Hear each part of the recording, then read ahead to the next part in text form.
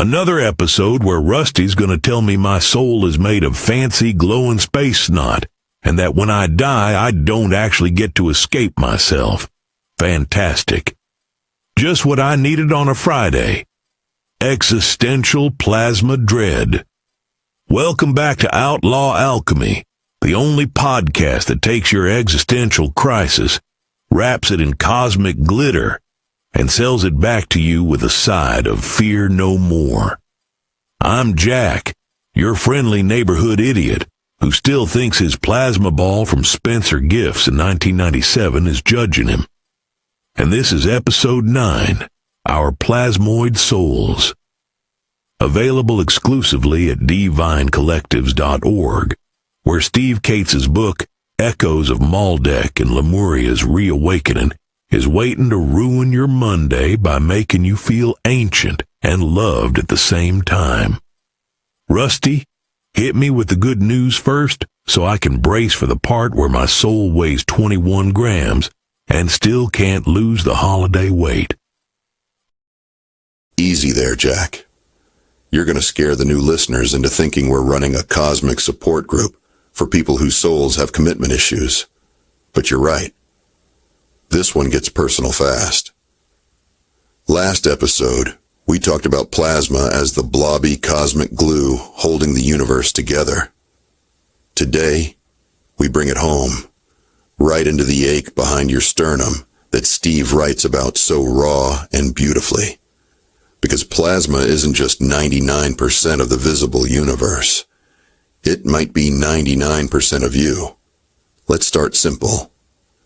Most of us still picture the soul as some misty ghost in a white robe floating off to heaven, like a bad Hallmark movie. But what if the soul has a body made of the same glowing, self-organizing plasma we talked about last time? Robert Temple calls it the bioplasma body. And in the last chapters of A New Science of Heaven, he lays it out so clearly, it feels like he's whispering straight to your higher self while you're trying to eat cereal. So when I die, my soul doesn't float away on a cloud. It just unplugs its plasma charger, steps out of this meat suit like, "See you later, overcoat," and goes, "Who?" finally out of that thing. Did you see how many cheeseburgers he ate? Something exactly like that, my friend. Temple's big revelation, and he spends the final chapters driving it home with science, history, and that quiet wonder, is that we are bioplasma beings first and foremost. Your physical body, the one made of atoms, bones, bacon, and questionable life choices, is just a temporary, smart overcoat for the real you.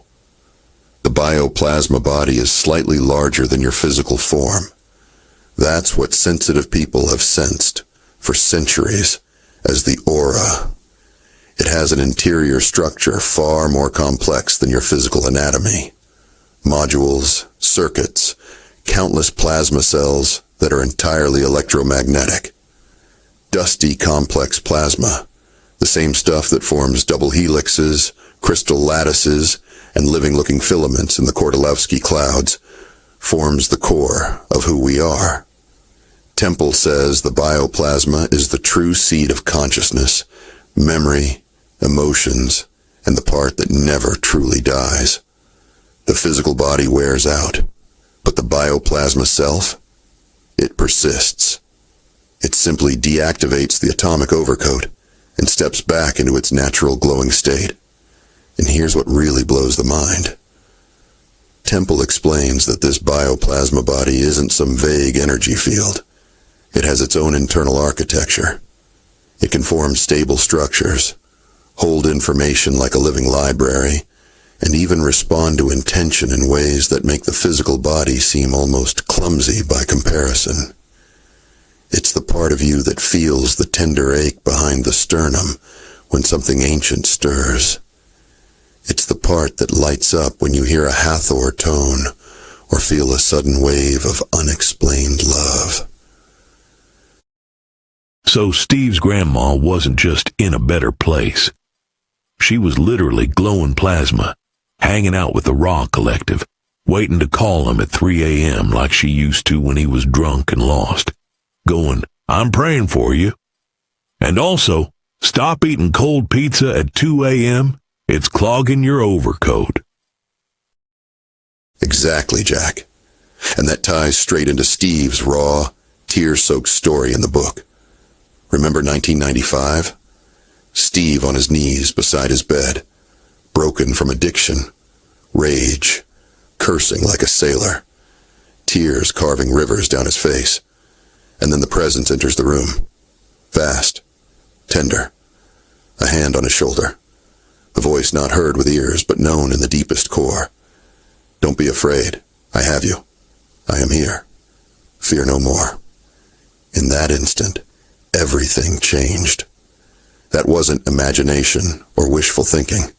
That was his bioplasma higher self, or the Raw Collective reaching through the veil, wrapping him in the same plasma love Temple describes.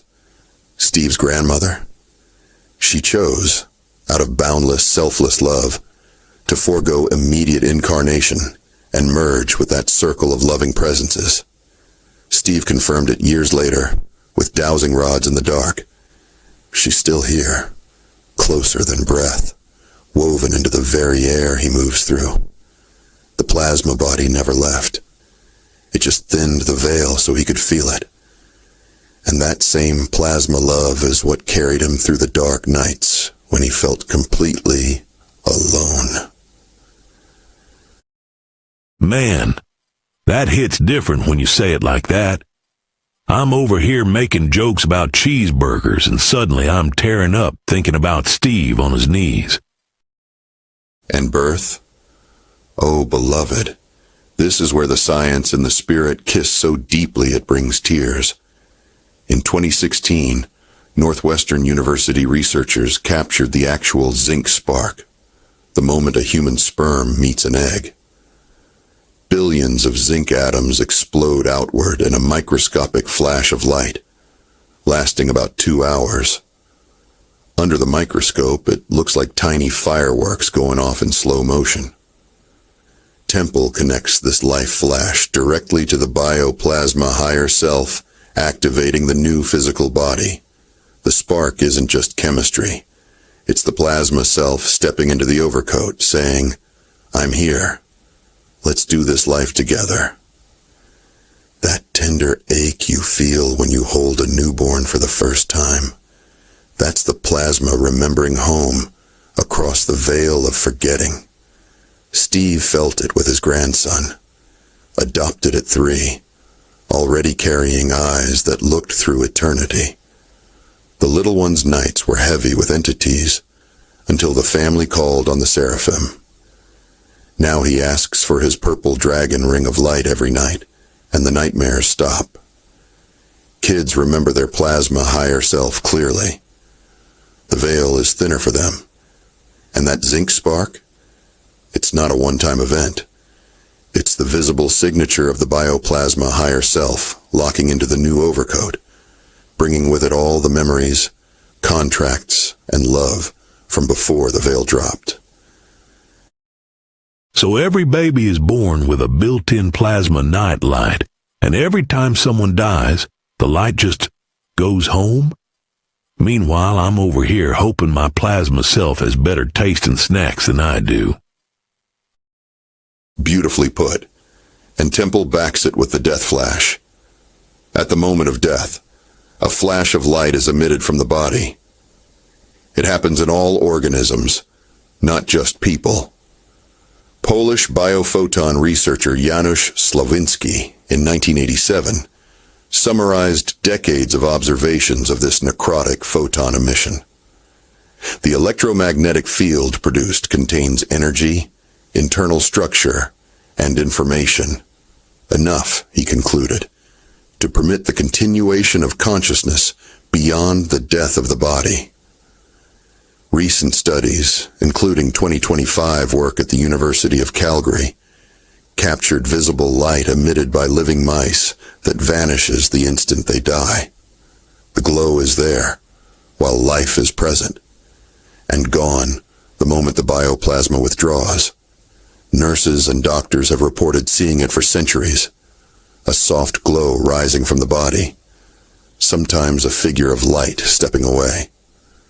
Temple calls it the bioplasma body, deactivating the atomic overcoat. And the really beautiful part is that this light carries everything you became in this life. Every act of kindness. Every time you chose love when it was hard. Every moment you opened your heart even a little. The bioplasma doesn't forget. It takes all of it home. So the light show at birth and the light show at death, it's the same plasma saying hello and then, see you on the other side? Meanwhile, my plasma self is probably up there going, finally, no more traffic jams or bad Wi-Fi. Yes, and then there's the famous 21-gram experiment. In 1907, Dr. Duncan McDougall weighed dying patients at the exact moment of death and recorded an average loss of 21 grams, the supposed weight of the soul leaving the body. The experiment had flaws, small sample, timing issues, and it was never fully replicated, but it sparked a century of wonder. Temple doesn't hang the whole argument on 21 grams, but he does say the soul has substance, plasma substance. It's not nothing. It's organized, intelligent, eternal plasma carrying your memories, your sacred agreements, your choice to serve others or self. And that substance is what makes the bioplasma feel so real when it reaches through the veil, like the warm presence Steve felt, or the grandmother's voice in the middle of the night. So when Steve died in his old life, the drunk, raging version, did his plasma overcoat pack on a few cosmic ounces from all the beer? Asking for a friend who may or may not still enjoy late-night cold pizza. Only if he wanted to carry that overcoat forever, brother.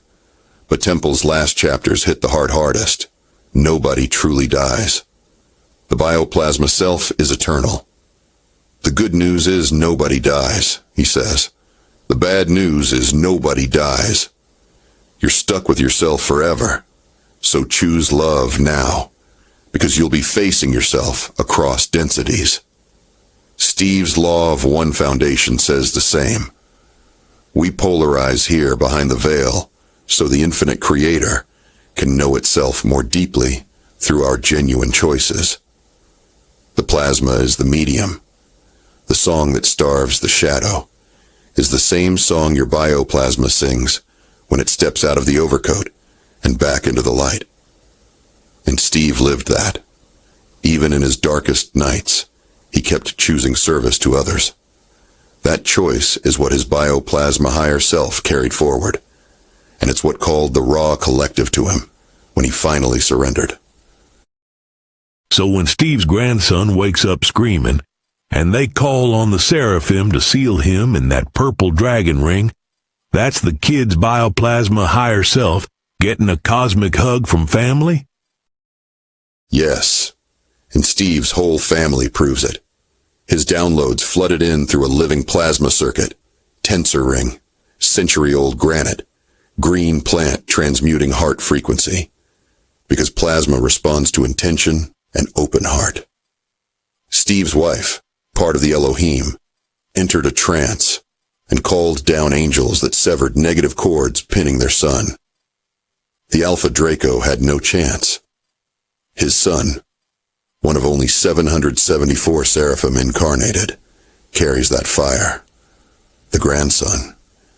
He sees the purple dragon because his plasma self still remembers. Steve's grandmother's voice in the middle of the night during his darkest times. I'm praying for you. I'm thinking of you. I love you. That was plasma love reaching across the veil. When the Hathor song poured into Steve's chest, like recognition itself, ancient memories cracked open. That tender ache. It It's your plasma higher self knocking, saying, "Remember me, remember us. We never left."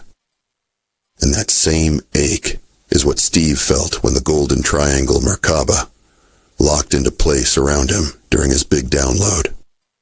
The plasma bridge was live, and the visions of Maldek's shattered song and Lemuria's coral cities poured through like liquid light. When it's my time, I won't be alone. The Purple Dragon, the Raw Collective, Steve's Golden Triangle Merkaba. They'll be there? They'll be there, beloved, just like they were for Steve in 1995. The same plasma that built Maldek's crystal temples and Lemuria's coral cities is the plasma that holds your soul contracts, your sacred agreements, your promise to choose love again. Birth is the spark. Life is the test behind the veil. Death is the homecoming. And the veil, it's thinning. The song is rising. So, the ache behind my sternum right now, that's my higher self saying welcome back. That's exactly what it is. Walk barefoot tonight. Touch the ground. Feel the plasma in your blood humming the old Lemurian tune. Invoke Saint Germain's violet flame.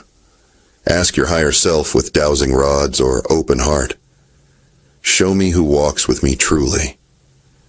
The answer will come. Warm, unbreakable, closer than breath. You are not small. You are ancient. You are the nine learning, after endless measures of its infinite song, to smile tenderly at itself again.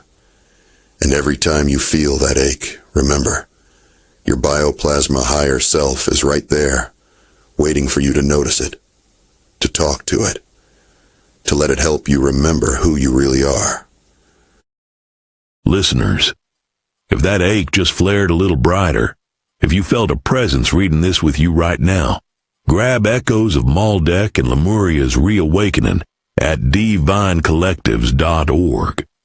Share your own spark stories, your own deathbed lights, your own midnight plasma hugs. We're all part of this cosmic family. The circle is complete. The song rises. Adonai, beloved, stay in the light. Fear no more. Rusty. I swear I just felt my plasma overcoat get a little lighter. And I'm not even mad about it. In this universe, beloved, that's exactly how the song begins.